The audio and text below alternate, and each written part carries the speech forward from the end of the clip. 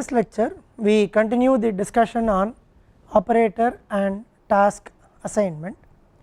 In the previous lectures we have seen some aspects of operator and task assignment. We have seen some aspects of rabbit chasing and dedicating machines to operators. So, we have seen rabbit chasing,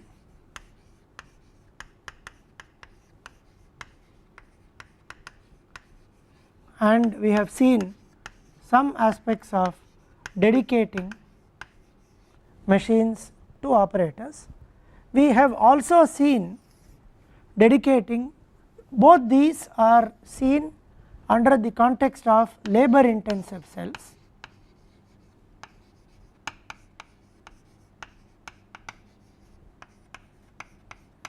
and we have seen dedicating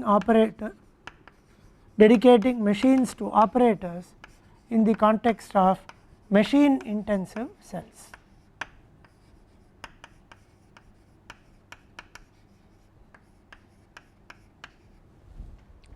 In the context of machine intensive cells, we assume that while the operation is being carried out or the manufacturing takes place, the operator need not be there with the machine, which means the operator does only load and unload, and while the actual manufacturing or machining is happening, the operator can attend to some other machine and can load or unload parts on other machine.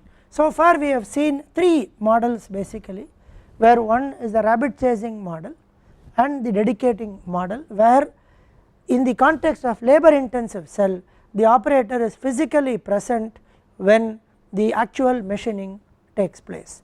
We also saw that rabbit chasing gives better output and can increase the productivity, but has its own concerns such as limit on the distance that people walk, ability of the operator, all the operators to handle all the machines, and so on. So, the next model that we will see is a model where we have a single cell and we do multiple products. So, we have a single cell and multiple products under the context of rabbit chasing and dedicating.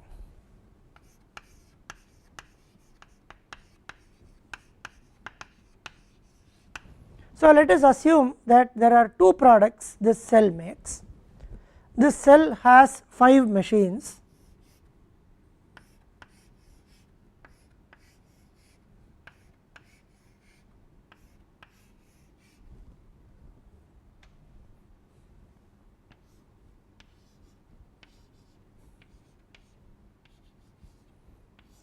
and this is the direction of the flow. The process times are 12, 8, 10, 9 and 6 for the first product, and the process times are 9, 4, 6, 8 and 15 for the second product. So, the sum of the processing times is 20, 30, 39 plus 6, 45 for the first product, and 9 plus 4 13, 19, 27 plus 15 42 for the second product.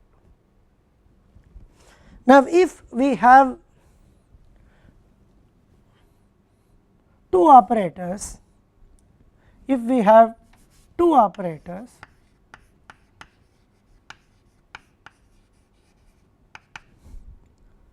the first product we can expect a piece every 22.5 time units, and the second one we can expect every 21 time units.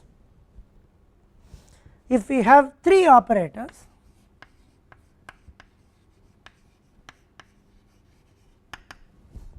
the first one we could expect 45 by 3 15, 15 is more than 12, 8, 10, 9 and 6. So, we would expect 15. but 42 divided by 3 is 14 and this 15 is more than 14. So, the output will come every 15 minutes. So, we could do this analysis for 2 operators, 3 operators and so on, and if we do rabbit chasing we can compute what is the expected output at steady state. When we dedicate the machines to operators, we have already seen that the best output in this case for 2 operators would be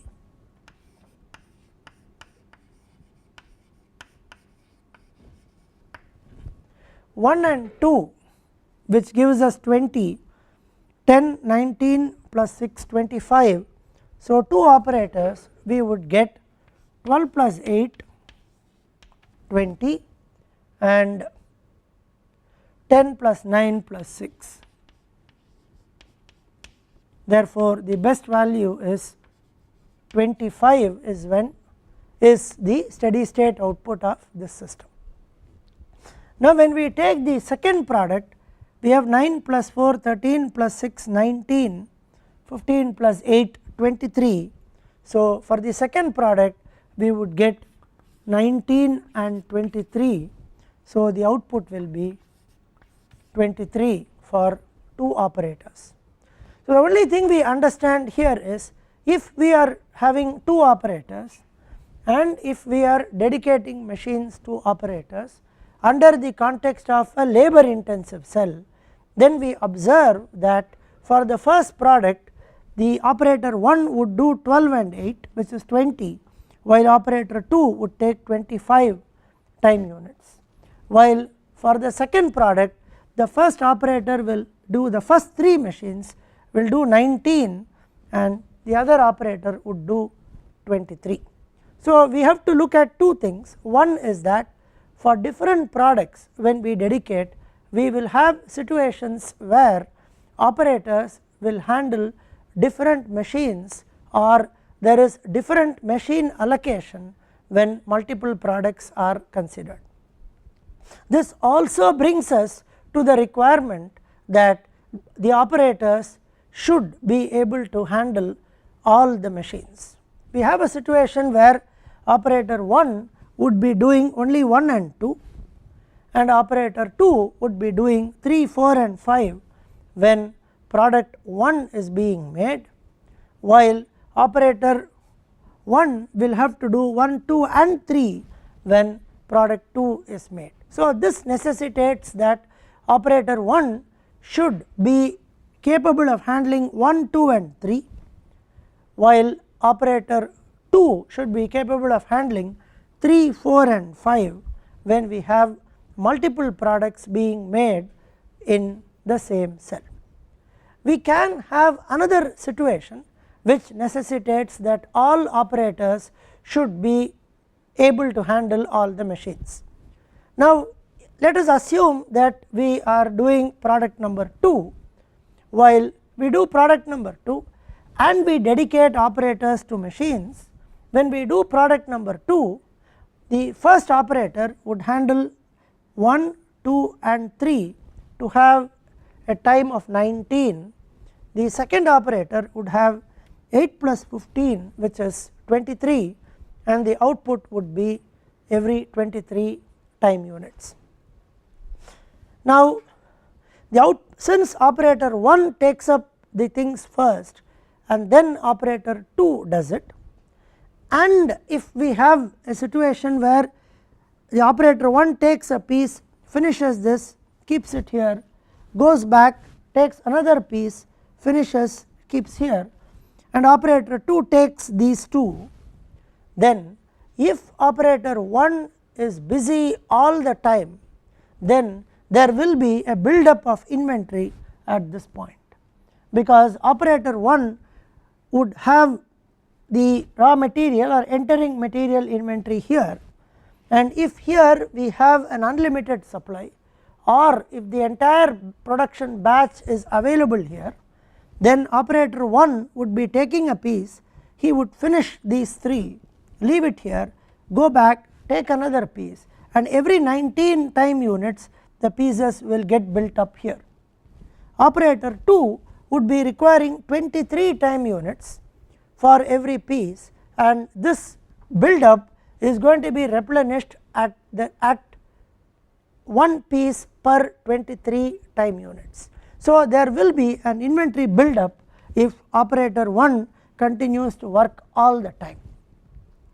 We have already seen that we should not allow or we should not plan inventory build up or excess inventory build up in the context of modern manufacturing methods, and therefore, the only way by which we can prevent inventory build up from happening here is to control the amount of inventory that is entering here. So, this principle is a fundamental principle in just in time manufacturing, which we would be seeing later in this lecture series. But if we control the inventory here, then this person will be working on a piece every 19 minutes, while this person would take 23 minutes or time units while working on this piece. If we control the inventory at this point, what will happen is that this operator, whom we call operator 1, will be idle for 4 time units, while this operator would be working all the time. So, when we have a situation where while dedicating there is a difference between these two outputs, or there is a difference between these two outputs 20 and 25, which gives us 25 for product 1, which simply means if we make a table, we say operator 1, operator 2, product 1, product 2, operator 1 product 1 is 20 time units, operator 2 product 2 is 25 time units. So, operator 2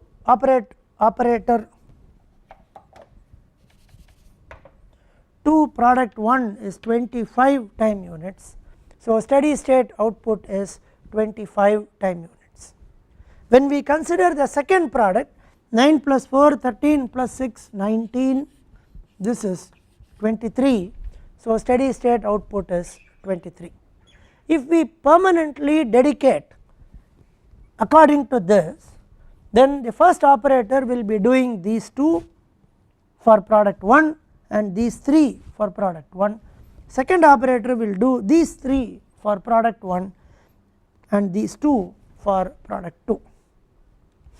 And if in both the instances it happens that the first operator is spending less time than the second operator.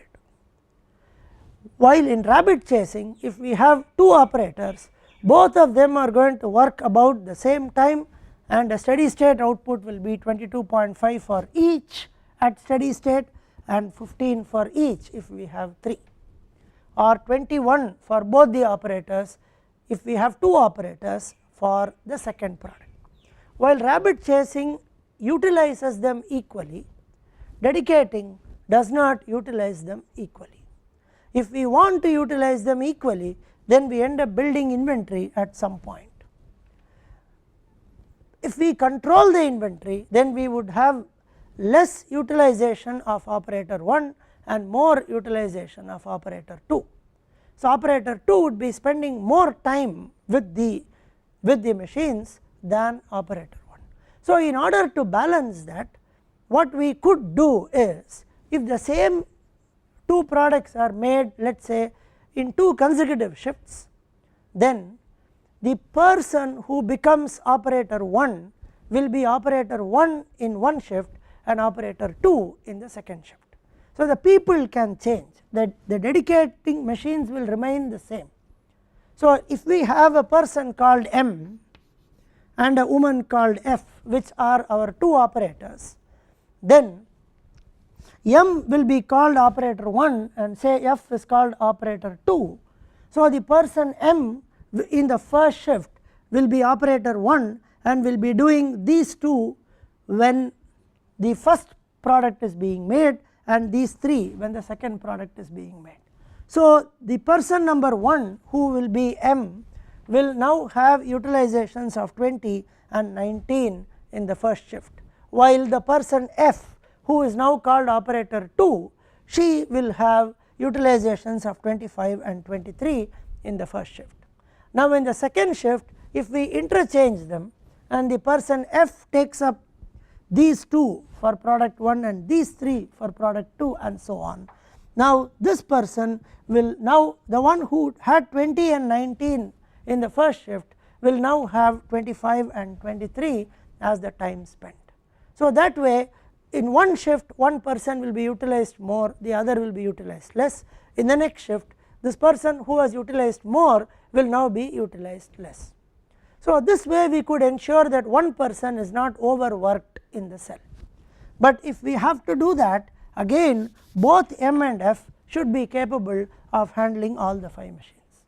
So both in rabbit chasing as well as in dedicating, it is necessary that operators are multi-skilled, they are trained sufficiently so that they can handle a variety of machines. So operator training, cross functional training is a very important aspect in the context of cellular manufacturing. Now let us continue further and look at single product with multiple cells. So let us look at a situation where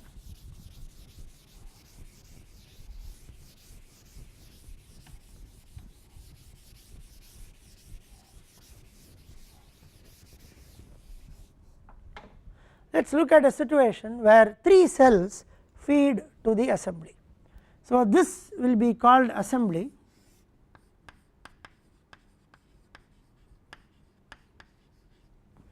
This is A, this is B and this is C. All of them feed to the assembly and the final product comes out of the assembly. Now let us assume that each cell 1 has 5 machines and the process times are 12, 8, 10, 9 and 6. Now cell 2 has 5 machines 9, 4, 6, 8 and 15.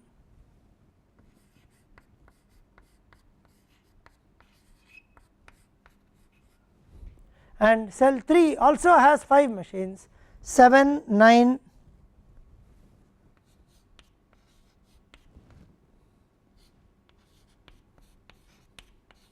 12, 10 and 6.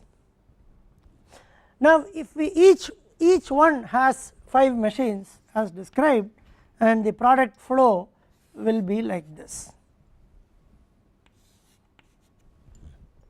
Now when we do rabbit chasing, we actually do not need all these numbers, we just need 2 numbers which is the total which is 45 and the maximum which is 12. Here the total is 42 and the maximum is 15 and here the total is 44 and the maximum is 12. Now what happens is, if we assign, now from this we know that if we have one operator then the output is 45, if we have 2 operators it is 22.5, if we have 3 operators it is 15, 4 operators it is 12 and so on. So here again if we have one operator it is 42, 2 operators it is 21, 3 operators it is 15 and so on. 15 comes because 42 by 3 is 14, 14 is smaller than 15, so this will be 15. Here with one operator it is 44, 2 operators it is 22, 3 operators is 14.66 and 4 operators it is 12. So if we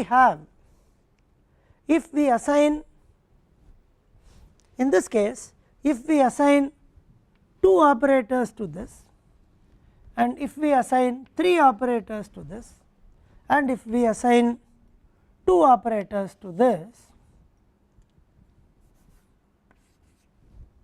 So, if we do 2 comma 3 comma 2, this will be producing a piece at the rate of 22.5 time units. This will be producing a piece at the rate of 15 time units. This will be producing a piece at the rate of 22 time units, and the steady state output from the assembly is the maximum of these 3 numbers, which is 22.5 time units. If we do 3, 2 and 3, then by assigning 3 operators to the first one we would get 15. By assigning 2 operators to this one we would get 21. By assigning again 2 operators to this one we would get 22, and the best one will be 22.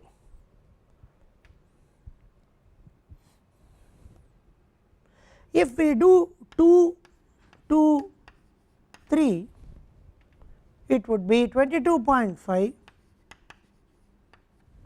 For 2 it will be 21, and for 3 it will be 14.66, and the best value will be 22.5. So, if we assume that we have 7 operators with us, and if we are trying to allocate these 7 operators to these 3 cells in 3 different ways, which is 2 3 2, 3 2 2 and 2 2 3. Now, we observe that the output we get is 22.5, 22 and 22.5. So, the problem is how do we allocate a given number of operators to these 3 cells such that we maximize the productivity or minimize the maximum of the times that we take. The maximum of the times is the rate at which it is coming. We want it to be as small as possible. So, this problem is called the operator allocation problem when we have multiple cells feeding to assembly. Now, if we assume rabbit chasing, so let us assume that x1 is the number of operators allocated to the first cell, x2 is the number of operators allocated to the second cell, and x3 is the number of people allocated to the third cell. So, when we have x1 people coming in, the time taken is 45 by x1, the time taken is 42 by x2, and the time taken is 44 by x3.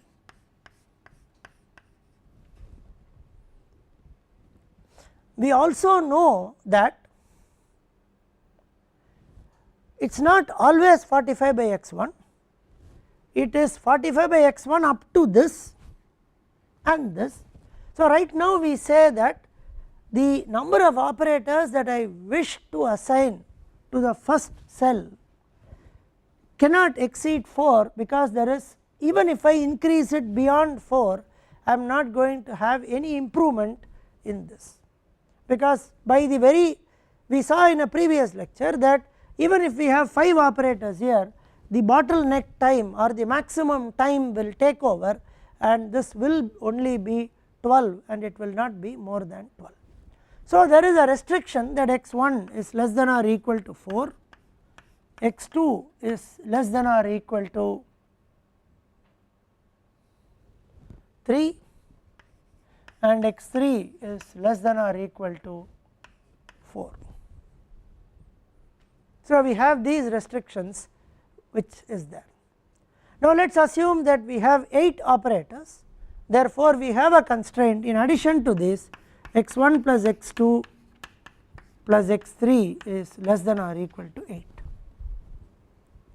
Now, what do we want to do? So, if we assign x1 operators to the first one, we are going to assume that the output is 45 by x1, 42 by x2, 44 by x3, and therefore, we want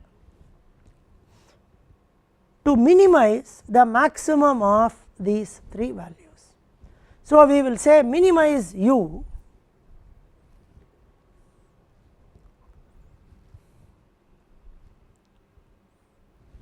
we will minimize the maximum of the 3 values, minimize u, it is not maximize u, minimize u.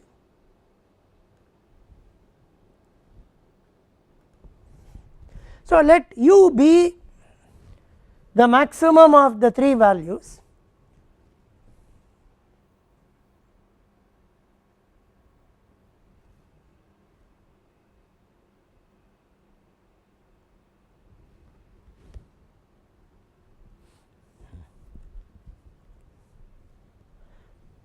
now we want to minimize the maximum of these 3 values. So, we minimize V and define V as the maximum of the 3 values.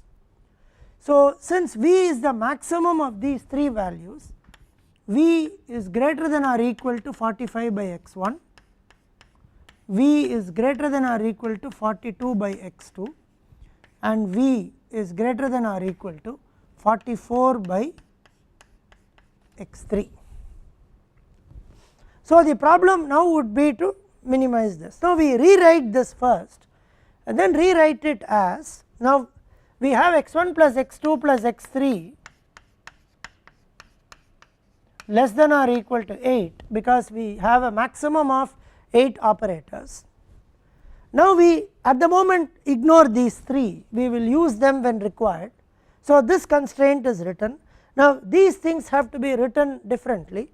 So, this will become x1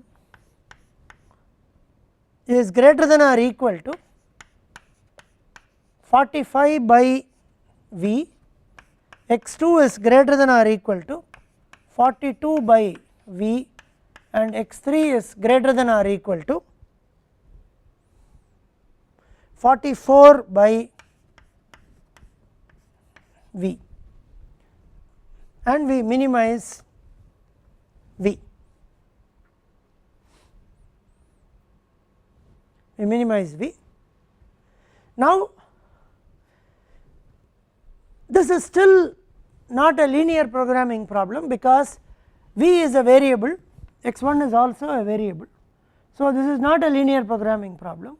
So, we will now define u is equal to 1 by V, and then we say that minimize 1 by u, u is equal to 1 by V. So, minimize 1 by u subject to x1 greater than or equal to 45 u, x2 greater than or equal to 42 u, and x3 greater than or equal to 44 u, plus the constraint x1 plus x2 plus x3 less than or equal to 8. Now, minimizing 1 by u is the same as maximizing u. So, now this becomes a linear programming problem that maximizes u subject to x1 greater than 45 u, x2 greater than or equal to 42 u, x3 greater than or equal to 44 u, x1 plus x2 plus x3 less than or equal to 8, and xj greater than or equal to 0. So, this becomes a linear programming problem, and when we solve this problem we get x1 equal to 3, x2 equal to 2, we get a solution x1 equal to 3, x2 equal to 2, and x3 equal to 3, we get a solution this way. Now, this would mean that for 8 operators we allocate them in the order 3, 2, 3. So, when we have 3, this person would be producing at 15, when we have 2, this one would be producing at 21,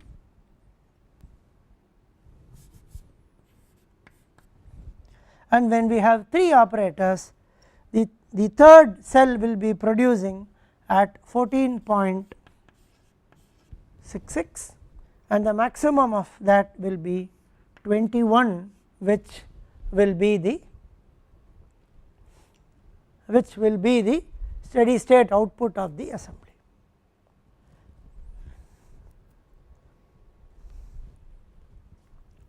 Now, when we look at 21 as the steady state output of the assembly, then we also have to look at one more aspect here. So, we assign 3 operators here. In the end, we have 2 operators here for 8,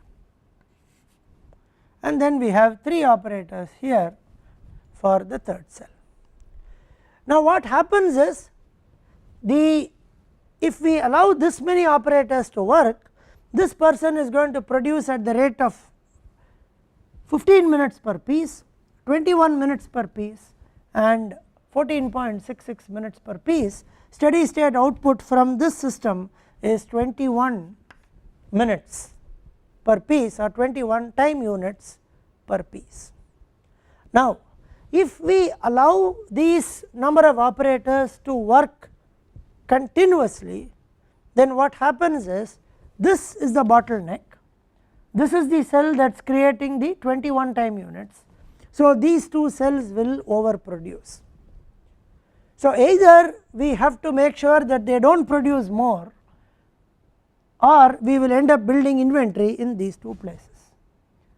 If we do not want to build inventory in these 2 places, then we have to control the amount of material that comes into this and comes into this. As previously mentioned, they lead to just in time manufacturing models, where we control the amount of material that come into these 2. The net effect of it would be that the operators here would be underutilized and will not be utilized fully. So, once again we will get back to shifting operators, so that the person, the roster will shift operators from one shift to another, so that the same person does not get overworked. This again leads us to the fact that all the operators will have to be cross trained and be capable of working on all the machines in this context. Another possibility also is that if building a little bit of inventory is permitted, then what we can do is let them work at their full speed, build some inventory here, and then after some time shift an operator from here to this or from here to this, because this cell can have a maximum of 3, beyond which it is not producing more than the rate of 15. So, after some inventory is built up, one person can move and work here, so that this 21 becomes 15. This will slow down, because this from 15 will become 22.5. So, after some time we can adjust it and make it as 2, 3, 3 with output 22.5, 15 and 14.66.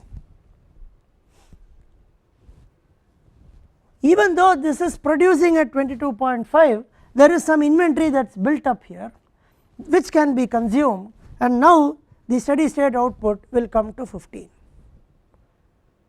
Then after some time this inventory will come to 0. So, we will shift this operator back, by which time some inventory could be built up here, and so shift one person here. So, we will then move to 3, 3 and 2.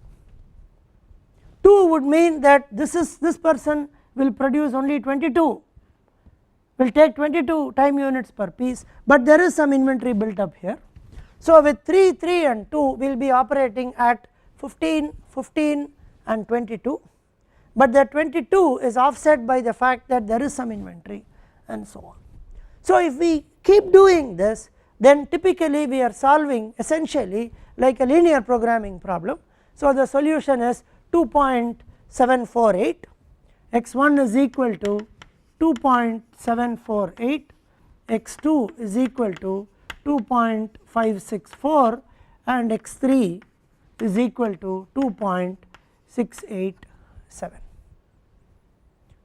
This is like it on an average we are working at this way. The 3 and 3 At some point the operator will move from here to here, which means the 2 will increase, this will come down. At some point the one operator moves from this to this, so this will work at a steady state 2.564, while the other thing will work at 2.748, 2.687. Now these numbers come because 45 by this will be equal to 42 by this will be equal to 44 by this. So at steady state the outputs from all the 3 cells will be equal, provided we allow a small amount of inventory to be built up here and then shift these operators.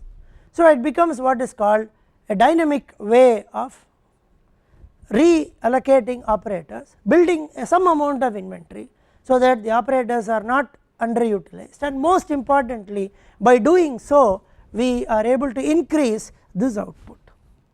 From 21 it will move to a balance which is equal to the same thing, which will be 45 by 2.748, 42 by 2.564 and 44 by 2.687. So we will move to that number which is less than 21 time units per piece.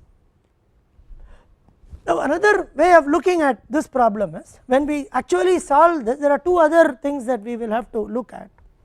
One is, in a way we are making a certain approximation, because this 45 by x1, 42 by x2, 44 by x3 are not exactly the same, because the output is not 45 by 4 if we put 4 values for x1. The output is not 44, it is not 11.25, but it is 12. So 45 by x1 will hold only when x1 is between 1 and 3. When x1, if x1 is 0, then this will start behaving in a very funny manner. But the very problem, the very nature of the allocation problem will ensure that we do not allocate 0 to any cell. So we could put another condition here such that xj is greater than or equal to 1, so that we do not allocate 0, because if we allocate 0, 45 by x1 will go to infinity.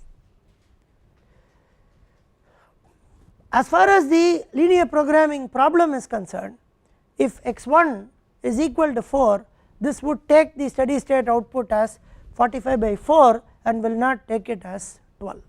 So we have to be conscious, we have to be aware of this fact, and so we first solve this problem once, then see what kind of an answer we get, and then progressively do it by adding these types of constraints, and then by adjusting the values at some point. So there is a kind of a iterative approach, there is a kind of a redoing this problem depending on what kind of a solution we get. One way of overcoming that is by taking the linear programming solution and by working with it. So if we take the linear programming solution is 2.748, 2.564 and 2.687 with 8 operators. So first thing what we do is, you allocate one operator to each cell. So when you have one operator to each cell, in fact from the linear programming solution we could do this. What we could do is, the closest integer value for this is 3, the closest integer value for this is 3, the closest integer value for this is also 3. So we cannot have 3, 3 and 3. At the same time we will have to find out which variable has the largest fractional value. So this one has the largest fractional value, so 2.7 is approximated to 3. The next one that has largest fractional value is this, so this is approximated to 3, and since there is a total of 8, this will have to take a value 2, which was our optimum solution with 3, 2 and 3. So many times the LP optimum suitably rounded, I say suitably because if we actually round it we will get 3, 3 and 3, 2.564 will be rounded to 3, but then we do not have 9 operators. So, we will suitably round them based on the largest fractional component, the variable that has the largest fraction first takes its upper integer value, and this is progressively done till we utilize all the operators that we have. So, that is one way to do this. The other way to do this is to start with one operator for each cell, and if we do that, our output will be 45, 42 and 44. Now, this is the slowest, give one more person to the slowest. So, you get 2 1 1.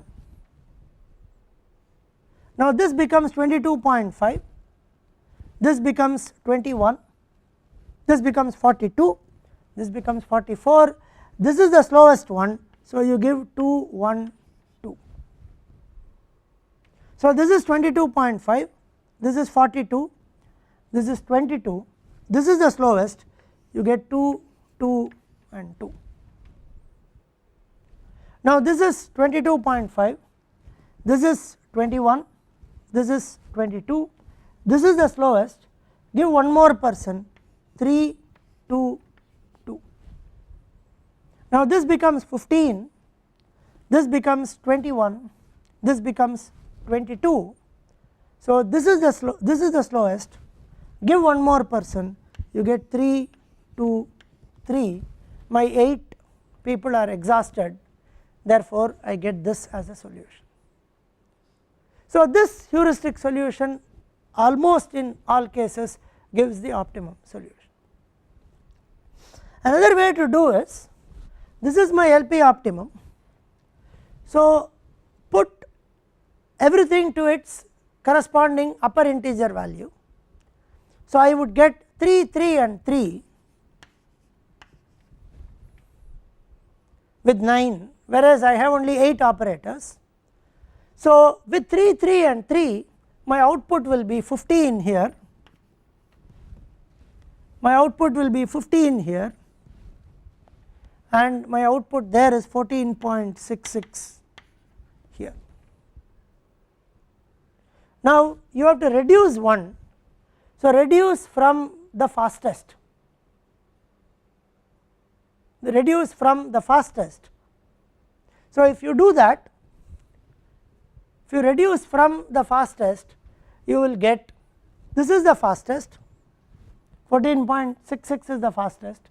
So, reduce from the fastest, you get 3 3 and 2, which would give you 15 15 and 22. So, you do not get the optimum solution, you get 22 as a steady state output for this heuristic solution.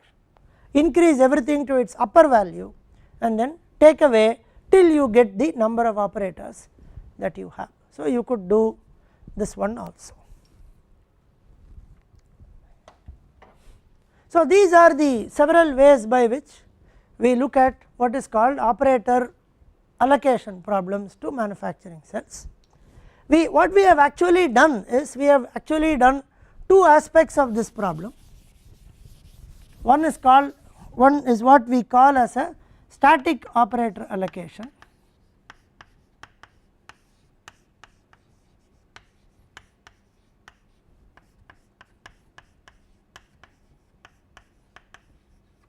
and we have looked at what is called dynamic operator allocation. So, in the static operator allocation case, where we could implement this solution, which is 3 2 and 3, which would give us an output of 21 time units.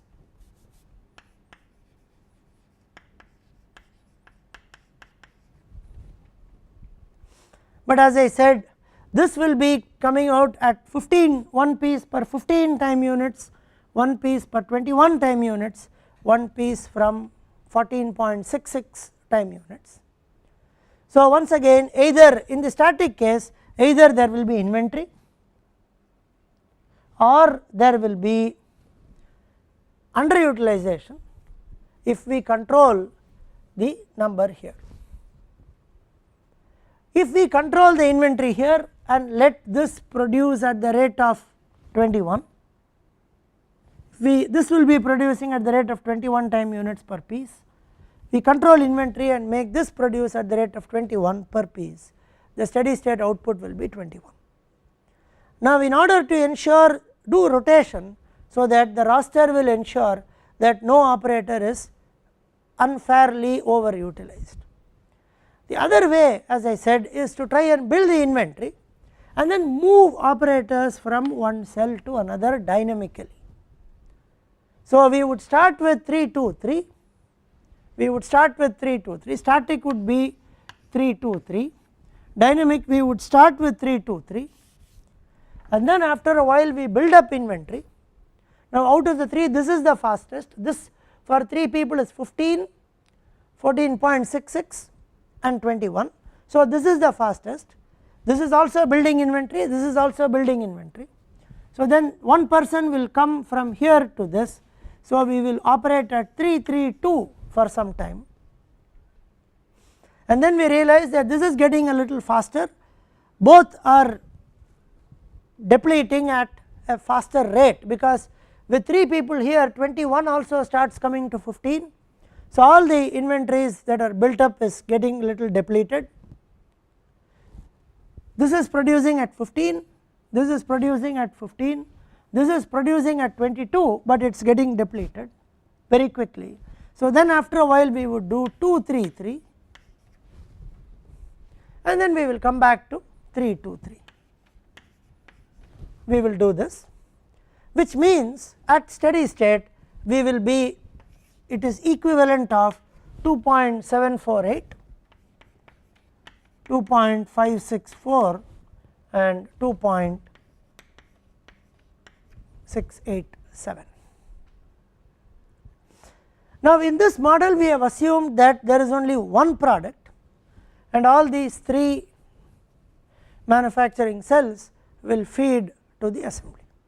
So a very logical extension would be when we have multiple products.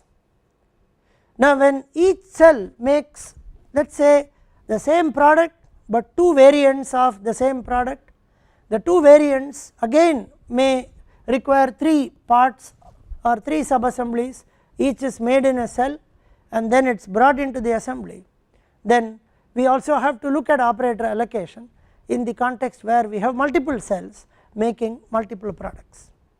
The model is very similar to what we have seen now, with a very slight difference, and we will look at that model in the next lecture.